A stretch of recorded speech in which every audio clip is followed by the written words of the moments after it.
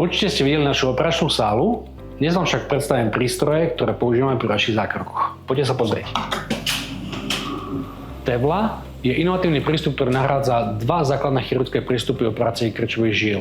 Po prvé tzv. Stripping, odstránenie veľkej základnej žily. Po druhé tzv. Flebektómiu, ktorou odstraňujeme základné alebo bočné kmeňové varixy, najčastejšie na predkloni. Toto laserové vlákno nám dokáže nahradiť úplne tieto dva chirurgické prístupy.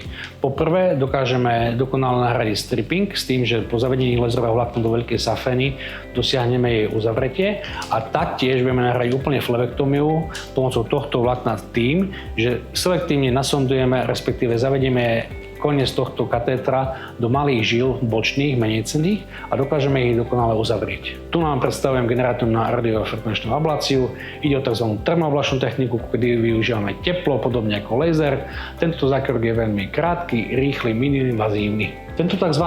Viewer využívame pri aplikácii skrotačných látok priamo do žily. Pomocou fluorescenčného zobrazenia žíl vieme presne a dokonale nasondovať, respektíve napichnúť žilu, ktorú potrebujeme.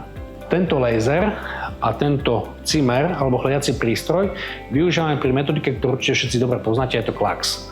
Klax je vlastne metodika, ktorá kombinuje využitie laserového lúča, aplikácie skrotačnej látky za pôsobenia studeného vzduchu a najčastejšie ho používame pri ošetrení malých varixov a metličiek. Nesmieme však zabudnúť na našu ochranu našich očí a preto používame tieto ochranné okuliare.